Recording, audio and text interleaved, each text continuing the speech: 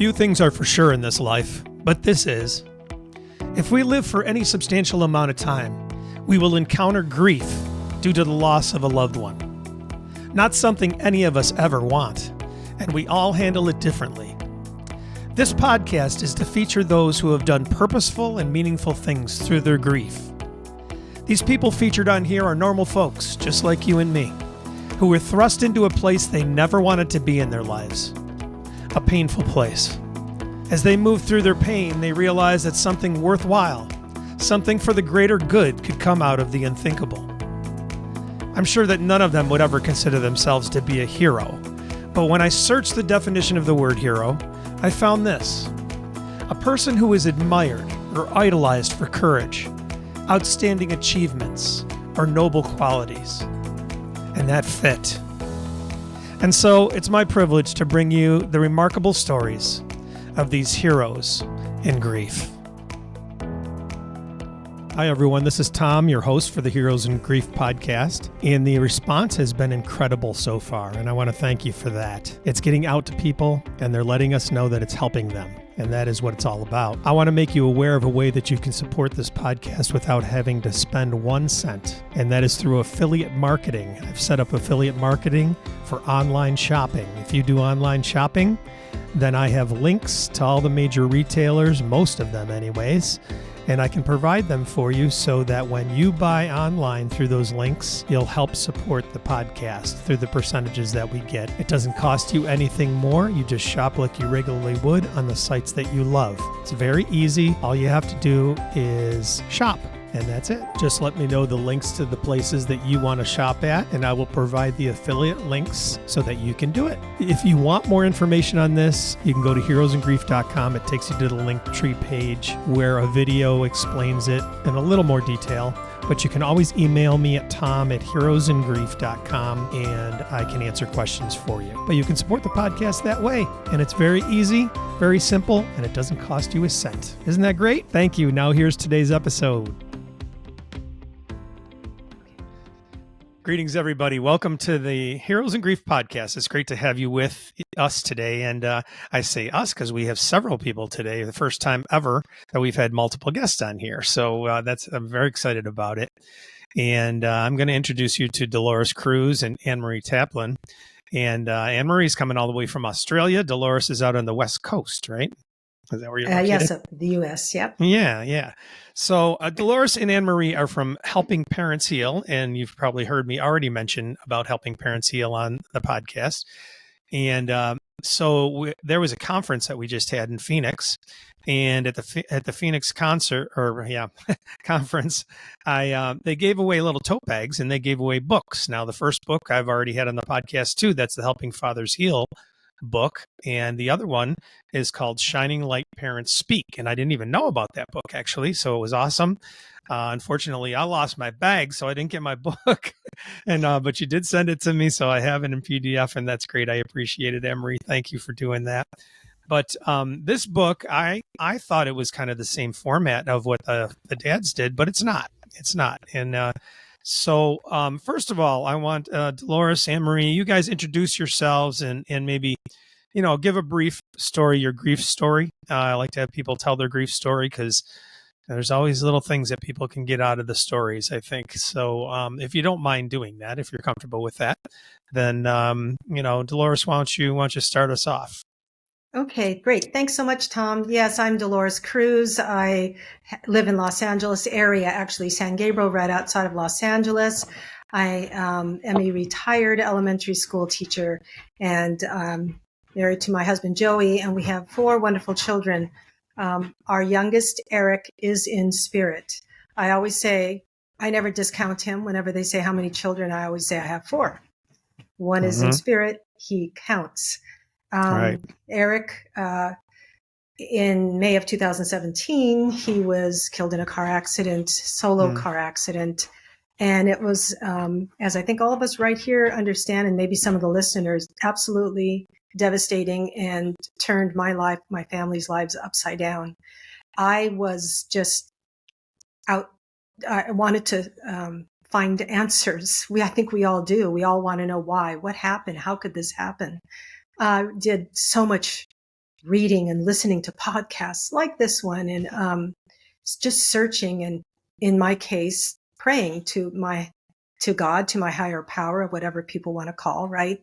And I was led to Helping Parents Heal. I believe that was an answer, one of the many answers to my prayer, to find this amazing organization of parents who knew exactly how I felt, what I went through, and also have that conversation about how we are continuing to stay connected to our children, which I didn't even need them to tell me. I was already finding that out for myself.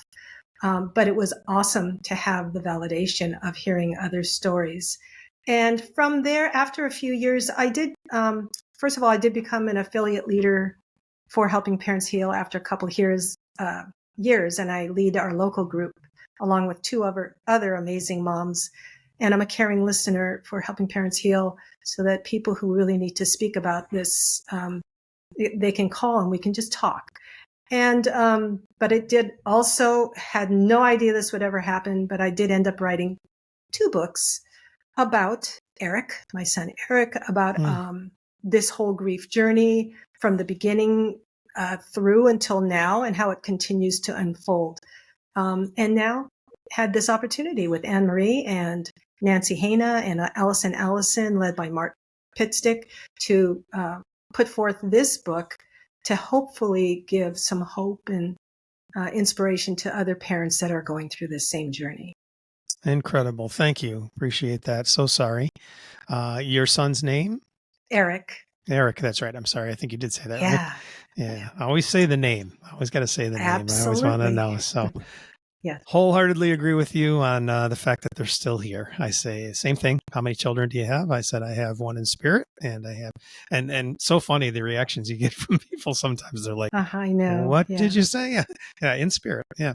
So yes. Thank you, Dolores. We'll get into the book for sure. So let's get Anne-Marie's story. And Anne-Marie, have not met you yet or come across you yet in any of the Helping Parents Heal things, but Dolores and I were acquainted actually through David Kessler's things back in the past, but or at least saw each other on there. We didn't ever meet each other, but Anne-Marie, how about your story and how you got associated with Helping Parents Heal and everything? Tom, thanks for having us. So it's interesting hearing people's stories, and in the book we also asked that, like we didn't ask it, but that question was asked, how people found Helping Parents Heal. And it is endlessly fascinating to me how these connections come about. So if I start at the beginning, well, one of the beginnings, there is actually another beginning, which is the story of how Harry came to me before he was born. But if I start with perhaps his exit point, which was in the October, for us in Australia and in Adelaide where I live, it's the October long weekend, so it's coming up in a couple of weeks.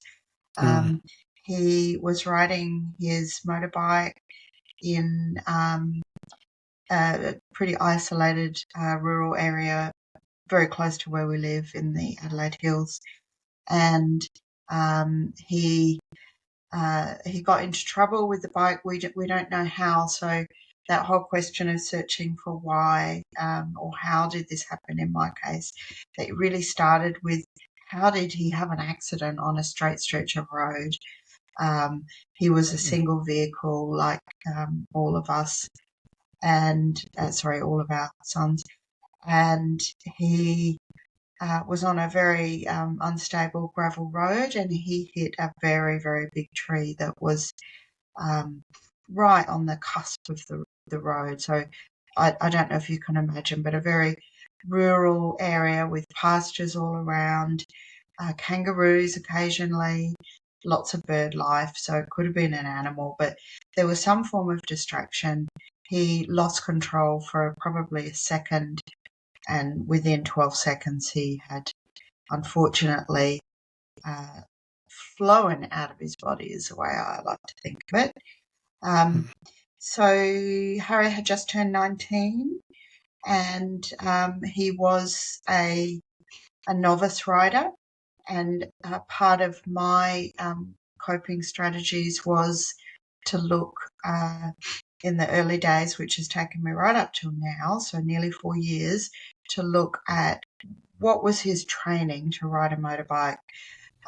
Harry lived in the house with me, with his brother, and I knew that he was getting a motorbike license, but I didn't understand, or I guess took it in my stride at the time, just how lax the training was in our state. So I've spent 4 years lobbying for legislative change and finally received it in the last month. So basically myself and some other stakeholders put a lot of pressure on the government and found some really powerful allies to have our laws changed so that the training requirements for novice riders is significantly better. It's perhaps not as good as I would have liked, but it is so much better, and that will hopefully save other lives. So that's the story of Harry's exit. And then it's interesting listening to Dolores and reading the other stories in the book about how parents found Helping Parents Heal. I know that the medium Suzanne Giesman, I think we counted, she was responsible for perhaps at 10%, which is quite a lot. Actually, it might even be more. Out of 130 parents, it might be more like 20 parents who found Helping Parents Heal through her. And it's sort of a, I guess you could say, like a second-hand discovery. Suzanne Giesman did play a part, but not directly. So I'm a professional writer and editor, and of course, in those early horrific days of being in shock and trying to comprehend what had happened, even though I didn't plan to, I needed to write about it. And I wrote 2 memoir-type pieces that were published on a national platform, which is aimed mainly at women here in Australia, called Mamma Mia. Huge platform. And the first story I wrote, called Losing Harry, it was like 8 weeks after the accident, and through a very convoluted way, again, I've got to look at our kids connecting us. A lady who's since become a friend read my story, not even on the platform, but shared somewhere else. And she reached out to me on Facebook Messenger and said, pardon me, she said, I lost my son a year ago. He was 18, and that was in a single vehicle road accident. He'd fallen asleep at the wheel.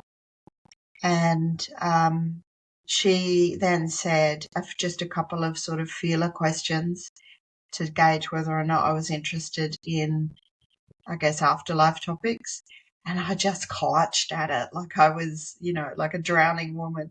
So she and her husband founded the Australian New Zealand Helping Parents Heal around about the time that she reached out to me. So I was then able to be involved from that very first meeting when there were perhaps only 6 or 7 of us.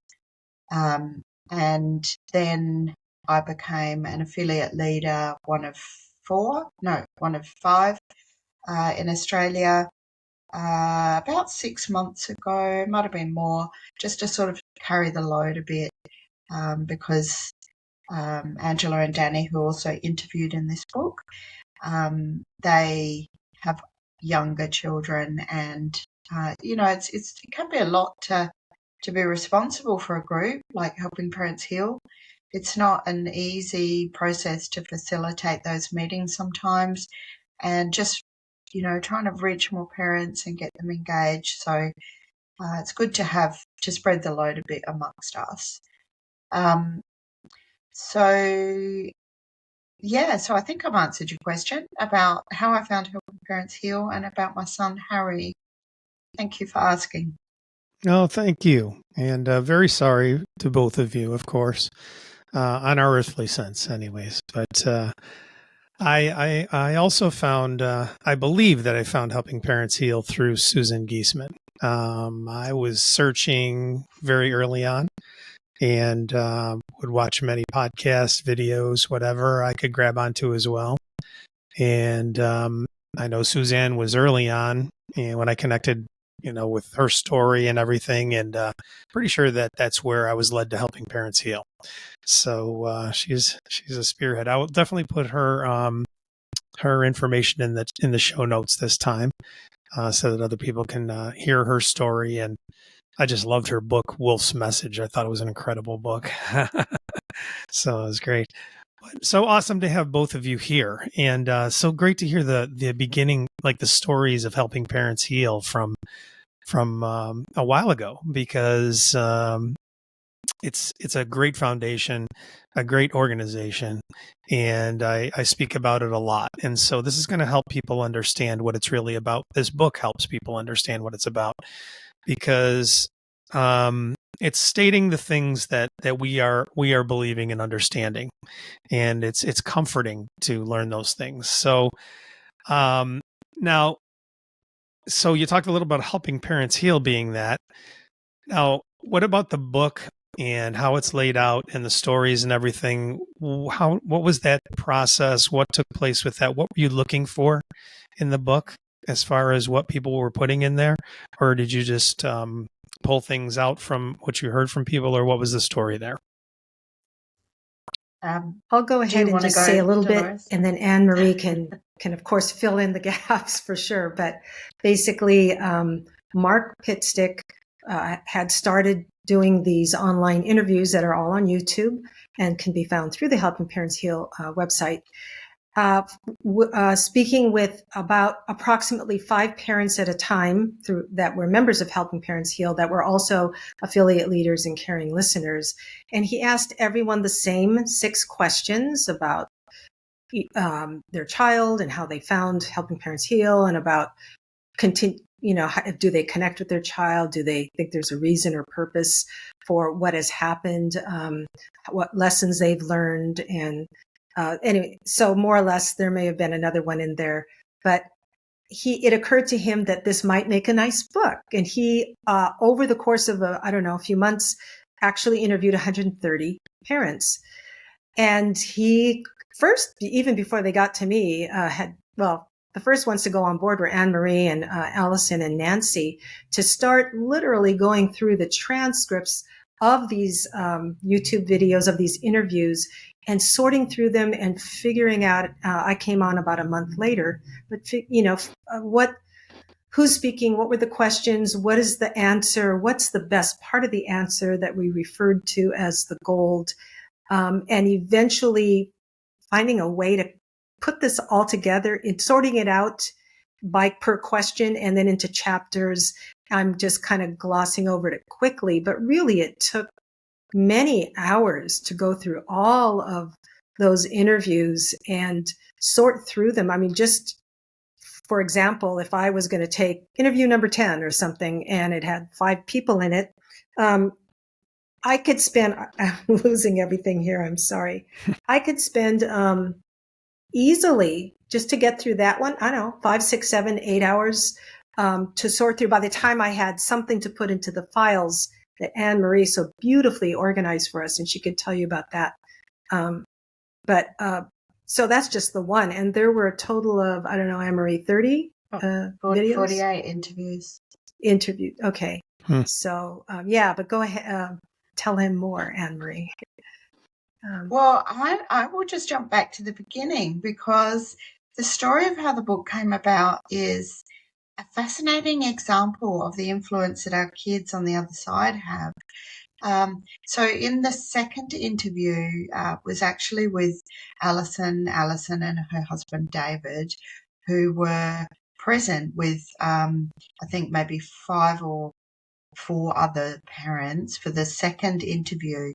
And if I just jump back very quickly, I think it was Elizabeth's idea to interview 130 affiliate leaders and caring listeners from all around the world, so not just America.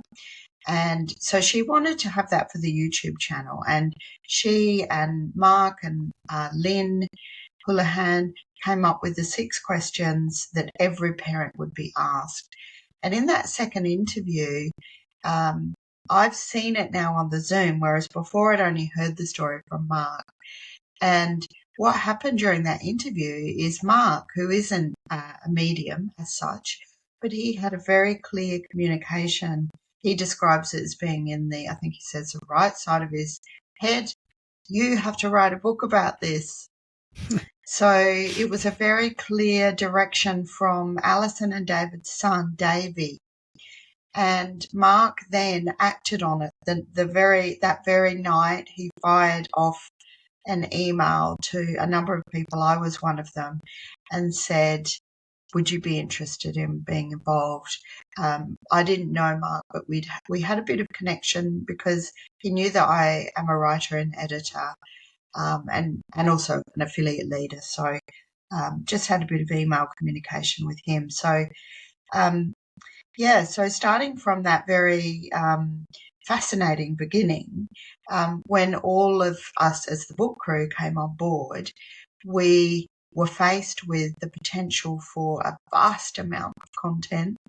And then we very sort of collectively decided on how we would make sense of that, because obviously making such diverse and lengthy content readable and an interesting experience for parents who essentially are looking for some form of information or comfort, and others, I should say, not just parents, people who have a loved one, a significant loved one in spirit.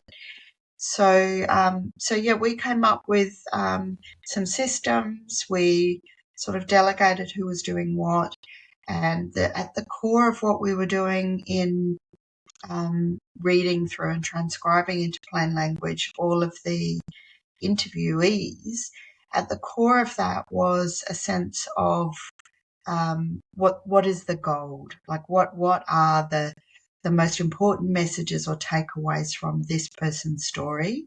We knew that we would be limited by word count. We didn't want to go over, say, 90,000 words.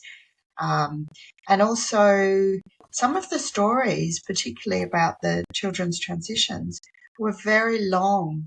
And as wonderful and fascinating as they were to read, it was sad that we couldn't include them all.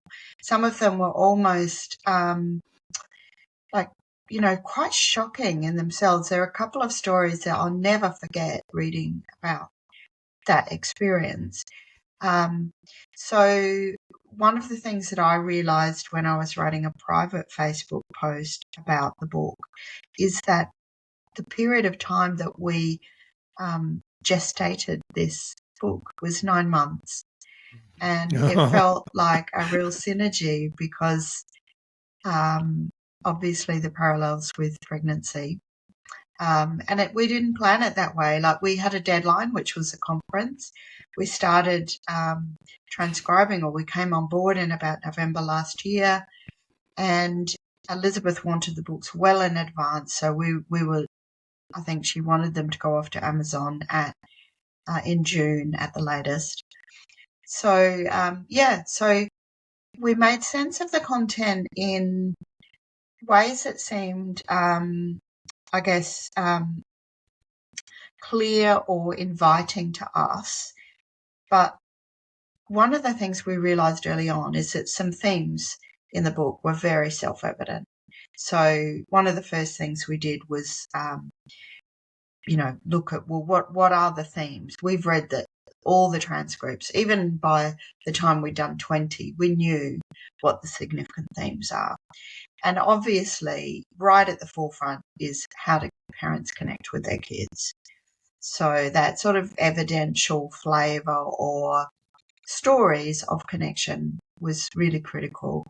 And on my screen here, I've actually got a list of how we grouped the signs, which I think is fascinating because out of 130 people speaking, pretty much all of them came into this category. So I'll just tell you what they are because it's so interesting.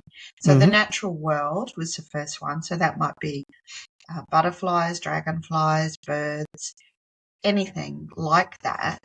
And it's important to say, sorry, my earbud's falling out.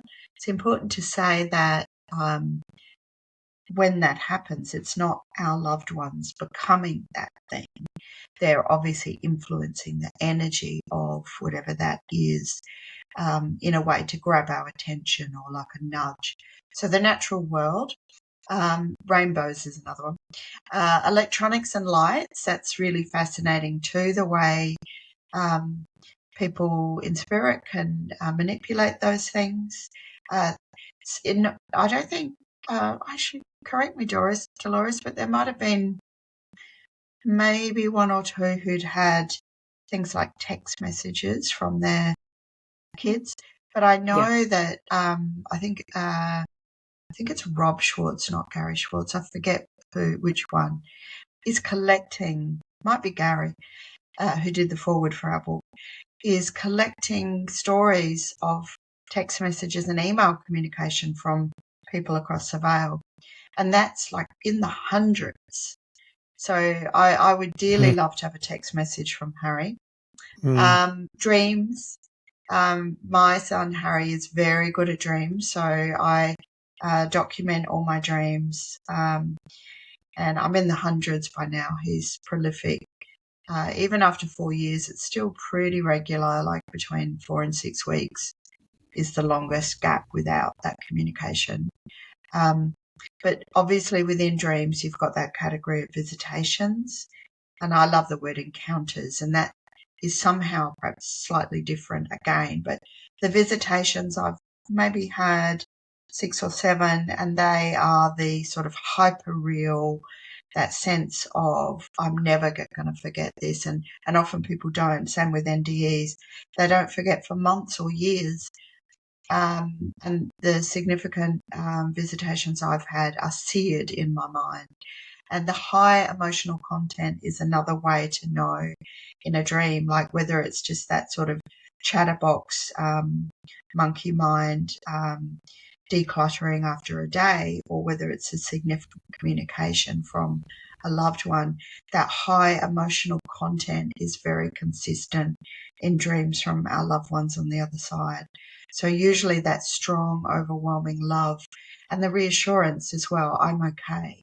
So that's really common. Songs and the radio as well. And we've probably all had that experience where, you know, we might be driving and thinking about our child or thinking about something specific about our child. And then on the radio comes a song that speaks to that emotion or to that memory or just a significant communication that, you know, it's like might have been a song or a band that they loved, or it might have a message in the chorus or in the words. So that's beautiful, and it's happened to me significantly, maybe 2 or 3 times. Telepathic communication, so that's sort of hearing, I don't know if you'd say audibly, but certainly hearing in our heads. I don't have that. But automatic writing is another form of that, which I do want to try, that notion of clearing your mind, meditating or preparing, clearing your mind and then just getting into a meditative state and just writing. Messages and connections through other people. So obviously that's mediums. I have several amazing medium stories, but I would love to share just one tonight if I may. And then other creative ways, like, you know, that's a lot already, but then there are ways that other kids find to connect as well that didn't fit any of those categories. So that was a way of, I guess, putting some sort of structure around the chapter on afterlife connection, which is the first main chapter of the book. And we figured that was probably going to be most of interest to parents. Mm-hmm. Thank you. That is awesome. And that's a great segue because I was going to go back, and Dolores, maybe you can answer this. I don't know. I don't want to put you on the spot with this, but, you know, I firmly believe all of this, and you know, my friends who know me, I can be honest with them and tell them what's happened to me, you know, and so I can say, look, this is not strange. This is reality to me now. But new people in grief, the acute grief phase, people searching out a little bit. They may look at it, like people go to religion or whatever like that. Dolores, what would you say is like, I know we say it like before our meetings, we have a disclaimer about what we believe in, what helping parents heal is, what we understand. This is not a religion. This is not a cult. This is not a, whatever. If maybe put it in your own terms and to say, what are we trying to tell people here? What are we trying to help them understand that helping parents heal is? What we have discovered, I guess, is maybe it's your personal discovery that can bring that through. Do you get the question of what I'm really trying to get? I mean, yeah, helping parents heal is a community, right? There are various grief communities, if you want to call them that. But the difference with helping parents heal is that we go beyond and talk more about afterlife connections. That's the way I always put it, the word connections, because that's what I feel. I feel a connection with my son. And it's amazing if you put this out to people, some people won't believe it. That's fine. They don't have a need for that, I suppose, to look at that. But it is interesting how many people will say, I had something like that happen, and I have a feeling there's way more people who have had this kind of experience than want to admit it, because it's true. People are going to discount it. They're going to say, oh, that's just your grief. They're going to say, oh, it's your imagination. But the thing is, you know what you know. You know if that was a connection with your child.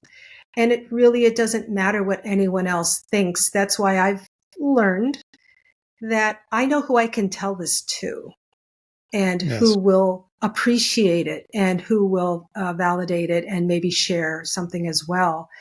I'm not here to convince anyone who doesn't believe it. If they don't want to, that is totally fine.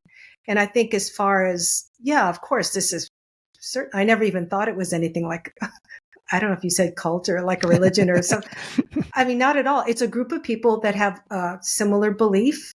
But believe me, all walks of life, there are people here that have maybe grown up with various religious backgrounds or not, maybe none at all, and that's fine. But the main thing is we all have a child in spirit, and we do feel that continued connection. And of course, from, my beliefs that I was brought up with, I was raised Catholic, and regardless of what I was raised, it doesn't matter. It doesn't come from there. It just comes from this feeling, this knowing that I have based on my own personal experiences that is absolutely beautiful, and loving and hopeful, and helps me to keep going. Wonderful. Yeah, I experienced, as I told you before we started here, I was a Christian pastor for 15 years. And now I, through learning this and understanding this myself, and the reason I said cult or whatever is because that's the way the general public usually looks at things. Well, you're right. Yeah. And, this is so wonderful because, and I was listening to a podcast, somebody else say this, and I think I repeated this from last week, but he goes, I don't have to convince anybody. I'm just telling my story. And, in religions and things, sometimes you're trying to recruit people, or you think that that's the way, so they need to be that way or whatever. Yeah. And this is nothing of the sort. You're on your own path. So you will find that out yourself. I'm confident of that too now, that you can just let people go to their own stories and their own things. So, yes. Anne-Marie, you said you had, you wanted to tell, was it a story that you had or experience that you had? Yeah, I just had to write that down because I love that. I don't have to convince anyone. I'm just telling my own story. So important as well that parents have that opportunity to tell that story, because I guess one of the things we realize, and that was so validating in the book, is that these experiences are common. They're not uncommon. And I know there's been various sort of surveys that come on across my vision about how common across the population after death or afterlife communication is. And I know it's like 50%. So, and I can't cite the sources because I just immerse myself in afterlife research and conversations and books all the time. So sources are often a bit messed up in my head. But I know that is a frequently cited statistic recently. So I guess, that's one of the things that's wonderful about a book like this too, is that it's validating and it's life affirming and hopeful. So back to my experience. So I feel like similar to many parents in Helping Parents Heal, at least, I was very drawn to want to connect with Harry. And I didn't have, I guess, incredible faith in myself to do that. So I did look to mediums to start with. I saw probably maybe 6 within the first 18 months. And the very first medium I saw was within 3 days of Harry's passing. And that was a bit sort of by accident, as in, I was fairly uninformed or obviously new to the whole topic, even though I did have a spiritual belief foundation, was not raised in any religion, but I have been always very spiritual.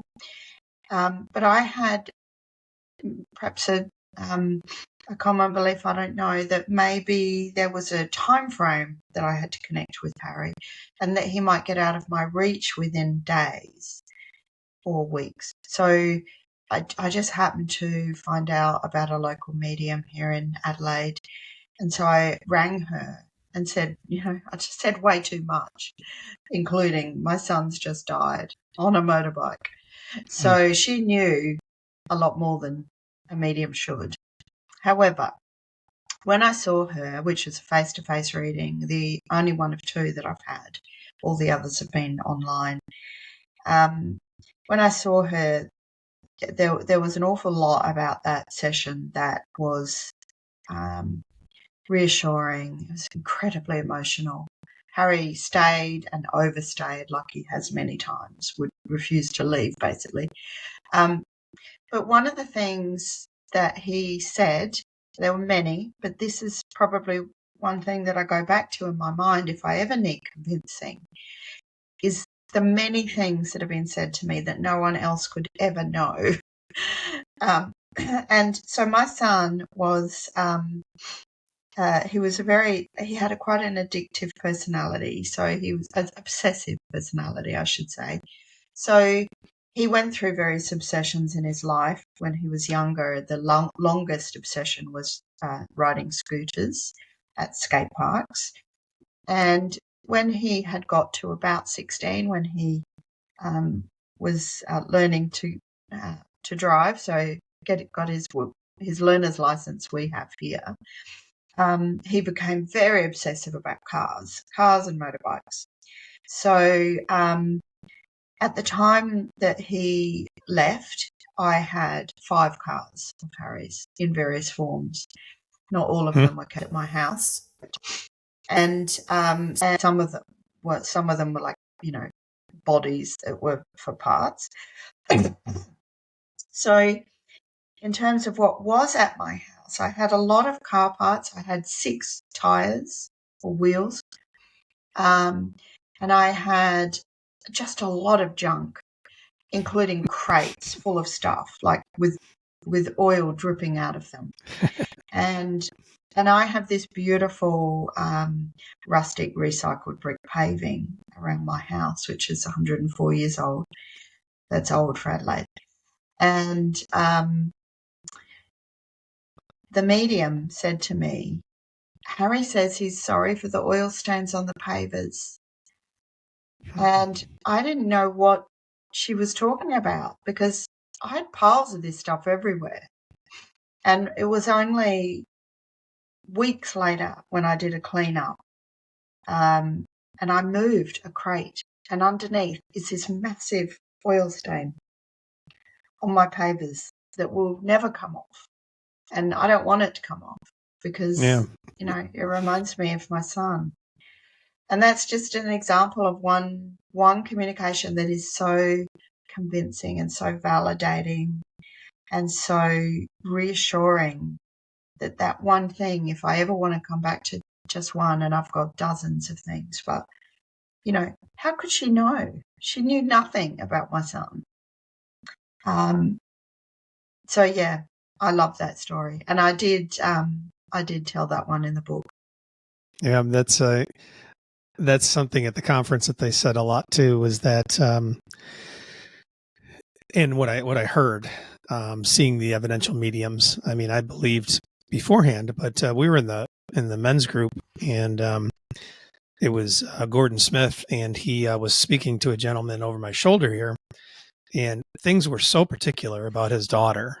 And I started tearing up and crying myself because it was so emotional and heartfelt, like she was saying precious things to her dad, and it was crazy. And so afterwards I saw that gentleman and I said, were you, because this is the first session I was in, and I turned around, I said, were you like bawling? Because I was. And he was, yeah, I was. And he was a tough guy, like a solid guy and everything. And like, so anybody out there thinks this is woo-woo stuff, weirdo stuff or whatever, this is just reality. So, but Dolores, I want you to share, maybe a story that you got. Is it one of your own or one from the book, whatever it might be. But of course, your personal stories are great. So, do you got one for us? Yeah, have I got one for you? I've got a lot. No, I'll start with one, but thanks for asking. It's true. Maybe we'll do this every week, and then we can get these all in or something. I know, I'm telling you. But, so the first thing, and this is why I want to say that it's not because I heard that about other people's stories and then I was, searching. This just happened. I didn't know anything about, I didn't know Helping Parents Heal. I didn't know about communication. I had heard some stories before that were pretty awesome, but I didn't really think about it. So that first week, after Eric passed, and people were in the house, and it was just so beautiful, actually, with all the people came to support their love, as I'm sure you have both experienced. But I, of course, cried out to him. I talked to him from day one. I said, where are you? I need a hug from you. How am I going to do this? And I just talked to him all the time. Well, about, 9 or 10 days after, I had to go to our local market and get some groceries, just a few. And there were a couple of tables out in front. Sometimes they want you to sign something or make a donation. Mm-hmm. And there were these two young people, and it was an organization I was familiar with called the DARE program, about drug and alcohol resistance education. And as a retired teacher, they used to come to our school and work with the fifth graders. And I hadn't seen them in a few years. So I don't know why they weren't coming to the school anymore, but there they were. And I thought, when I come out, I'll make a donation because I thought it was important. So I come out, and there's a young man and a young woman. I go over to the young man, who happened to be Eric's height, build, coloring, age, same, nice and friendly, just like Eric. So I said, hey, you guys haven't been to our school lately. And he said, oh, funding was cut and all of that. And I said, well, okay, well, here, I'm going to write a check. I wrote a check. And I handed it to him, and he wrote a receipt. And when he handed it back, he said, how about a hug? And no one had, I had just been asking Eric every day for a hug. And here's this young man that reminds me of him saying, how about a hug? Who asks that when you make a donation? Yeah. Really, that's never happened to me. I don't know if it's happened to you before, since. So I hugged him, and I felt like I was hugging my son. And I walked away, and I just went, oh my God, that was you. That was you, Eric. Thank you. And it just, I knew. I have no idea how it works. but it blew me away. I was totally open. And even a few months later, I was at a party situation and in my peripheral vision, he was there.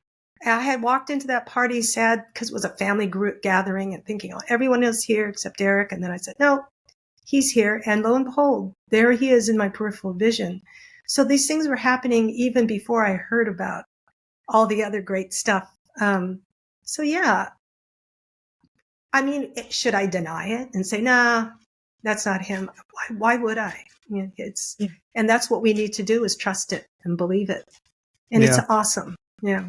Yeah. I tell people early on, right after Jeff passed, that night, and for about 3 weeks beforehand, every time I'd walk into the bathroom, I'd hear "Dad, Dad" in his voice. Oh. I mean, as clear as could be, and I'm like, I'm here, buddy. I'm here, and hello. And, after I started, finally realizing what was happening, but just Dad. And then it stopped after a while, and different things have happened. But it's the same for me. And I just say, there's no denying it. And that's the proof for all of us, of course, and everyone will tell you this, like with the dreams and things. There's no denying that this is something different than a dream when you have a visitation like that. And I have not had any dreams. I have not had any dreams with Jeff yet.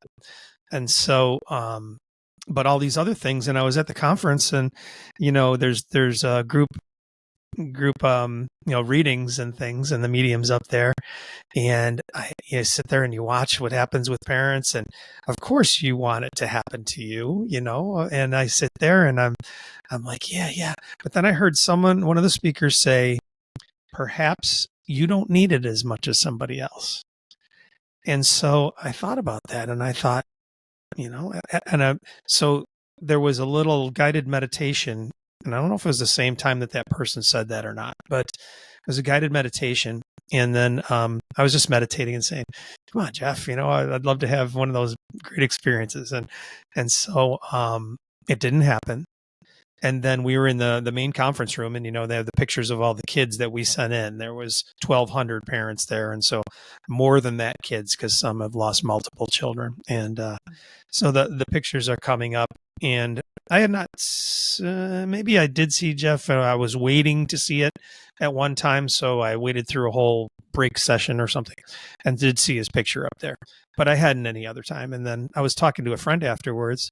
And after I'd thought that, where I really needed something, and I'm looking over his shoulder, and sure enough, Jeff comes up, I just was like, there you are, Jeff. I know. Thanks, buddy. That kind of thing. But I thought at the conference, if I sat down and I wrote down all the things that I know have happened, I should journal them. I don't. But if I did, I wouldn't need any more evidence. I mean, it's as simple as that. I'd have a binder that looks like a lawyer's book or something, for evidence. So I don't need it as much as somebody else that way or something, but it's, you got to let it just be where it is, I guess, so,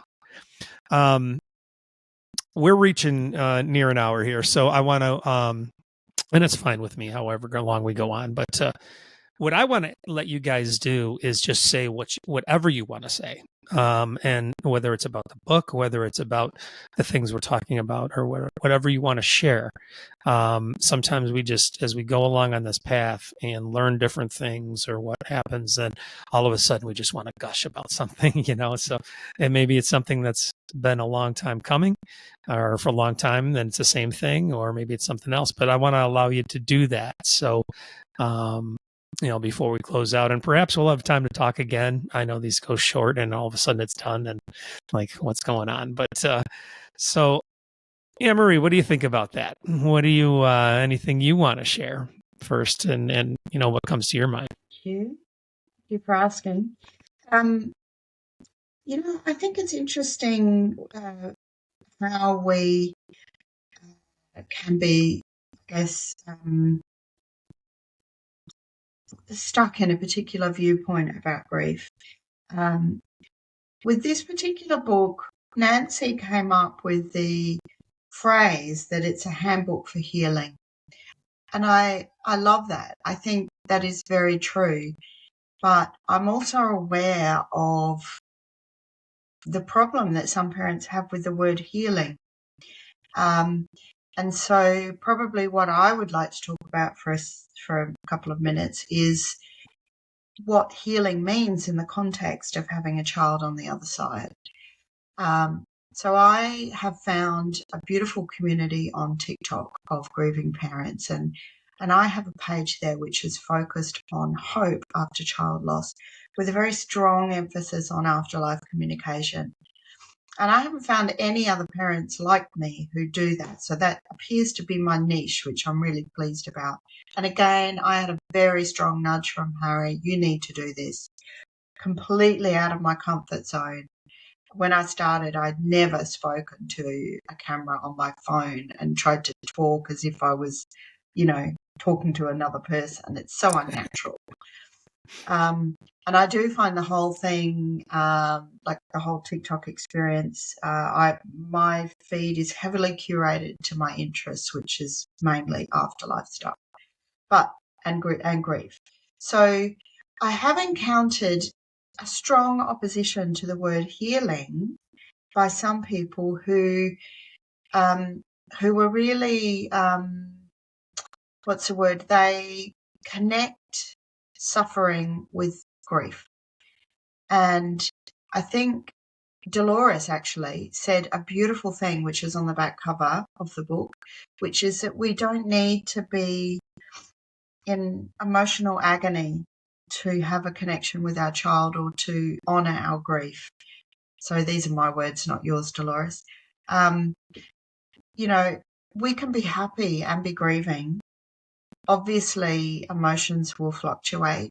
There will be sort of peak grief. There will be further down the track, not obviously within the first year even. But, there are peaks and troughs in emotional experience. We can't live at extremes for any emotion forever. And the way I see healing, and I know that this is very common in helping parents heal, the way I see healing is, I guess, it's a journey, so a continuum perhaps, or a spectrum, where we're striving towards a point where we have integrated this experience into our lives or our psyche, but we're not aiming for a point where it doesn't matter, or where our child is distant from us, or we're disconnected to that experience. And I think a lot of people cling to that pain as a way of validating their grief. And I'm guilty of that too. I do like the opportunity that TikTok gives me in the grief community of just sitting with that pain and crying. Sorry, I'm going to cry now. So I think that's important to realize, that healing is not a destination. And, we can have positive experiences, and we can have joy again. Sorry, I'm getting a bit emotional. No, that's all right. As I sit here listening to you, I think perhaps healing is not something that even needs to be involved in this. Healing is kind of the word that others would say to try to place this right. I mean, we believe that, we really don't need healing. I don't know. That's what I feel about it anyways, is that I really don't need healing. Healing is something that, let's say you're hurt. Well, you heal, and then that hurt's gone, and the occurrence is gone. Everything's gone. You may have some residual things, but you've healed from that. I don't think that occurs in grief, actually. And you kind of learn things, kind of maybe what we did, where I don't know. I don't consider it a healing. I consider it a learning and an understanding. a little different. So that's complex. It really is. It's interesting, but I certainly society is going to look at it that way. So it needs to be addressed for sure. So yeah, I like that. I like that a lot. That's deep. Thank you. Dolores, and I want to thank you too, Anne-Marie, and it hit me too that this is so guided by our children too, because to pull us together, and you answered a question I wanted to make sure that I asked, and that's what can other people get out of this book, and all of that. I know we're doing it kind of along the way, but Dolores, I don't want you to miss, giving whatever you were going to say, but I think that was wonderful how that kind of tied into there actually. No, I love that, and I have more to say about it. So I would thank you for bringing that up, Anne-Marie and Tom. And, everyone's journey is different. Totally, we cannot compare our journeys to each other. And that being said, it's called Helping Parents Heal. But I say, and I've written this in my book, I'm not going to one day say, oh, I'm healed, I'm done. That will never, ever happen. Healing is an ongoing process. This is something that will unfold. This is something that will evolve. Healing may be meaning a way to still live. We're here for a reason. I'm not going to stop living. David Kessler has said, if I'm quoting correctly, I hope, that pain is inevitable, but suffering is optional. Mm-hmm. You don't have to suffer for the rest. Yes, you have pain. Yes, we will acknowledge it. We can talk about it. But I have found, in the beginning, I just thought, how am I ever going to live again? How? But as time has gone by, I found that grief and joy can coexist. It's not one or the other. If I feel joy, that doesn't mean I'm not grieving anymore. And if I feel grief, that doesn't mean I don't know what it's like to have joy. I can have both. And so I see that as just a way that we are going to find out how to live. It's a different way. People say, oh, it's, I'm a different person. Yes, we are. We are different. Hopefully we are different in a way that can now help others. And I think that's what, what Anne-Marie and I do with being affiliate leaders and caring listeners. Or you don't even have to be. If you have gone through something, you've found a way to live, you can find a way to have some strength that you never ever thought you could have. Now, maybe when someone else is going through it, you can be there for them. And I think that's part of healing. Mm-hmm. That's powerful. Same thing as you were saying that when I found Jeff that morning, I was screaming, what am I going to do? What am I going to do? Right. And just totally out of control. And not for one iota could I ever think that I would have the context of things that I have today. And so I hope that's encouraging to people too. The book is set up great because you can take little sections of this. And I would encourage people to do that, to get the book, and then you can sit down and look at one of the, what do you call them, topics? Or they're not chapters, actually. They're kind of topics within the chapters, right? Or how would you say it's set up? Yeah, they are chapters with themes, I guess, one of them being signs and connections with your children. And another, for example, what have you learned so far in this journey? So there are chapters. Mm-hmm. Right, Tom. Within the chapters, there is sort of like bite-sized segments. Right. So it's easy to just pick up, put down whenever. Yeah. Yeah. And I think, just say as well, sorry to interrupt, that sure. We've got a Kindle free giveaway starting today, I think. Not sure about the date. I think it's today or tomorrow in America. Yeah.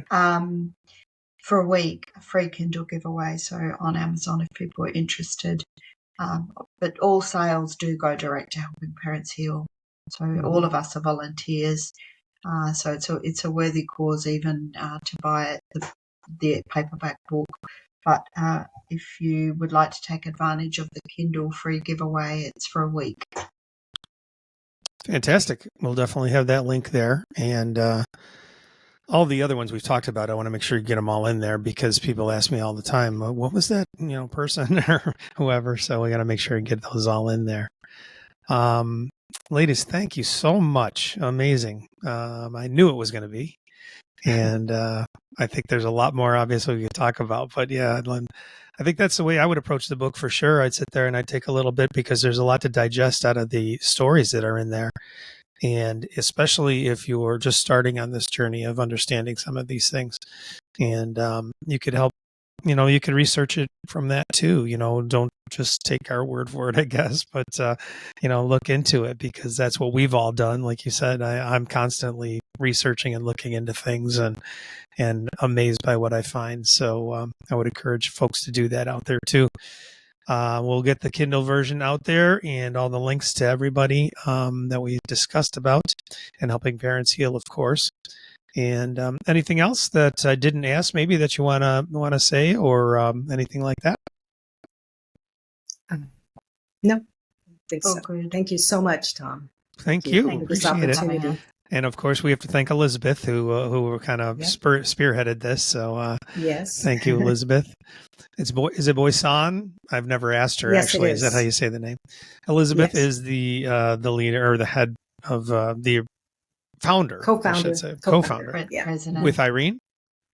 With Mark Ireland. With Mark originally. Ireland. But Okay. Irene is definitely, she and Elizabeth are the most active head administrators. Yes. Fantastic. And we'll have Mark Pitstick's information on there as well. Oh my gosh, you should look into some of the stuff Mark's doing. It is fantastic. It's amazing. It is. So, all right. So I could carry on forever, but thank you so much, very much, Dolores and Anne-Marie. And Thank you. we'll get this right out there so people can hear the great things that you had to say. Thank you so much. Thank you, Tom. Thank you. Thank you for listening to the Heroes in Grief podcast. If you'd like access to any of the links that we discussed in today's show, you can find them in the show notes. There's also a link there to support the podcast if you care to. And there is an email link for me there. I'd love to hear from you and your ideas about the show or what you thought about the show. You really can help out this podcast to get to more people if you subscribe, rate, or review it in whichever way your platform provides. Each week, Heroes in Grief is released on Sunday, so look for new episodes there. Thank you again for listening to Heroes in Grief.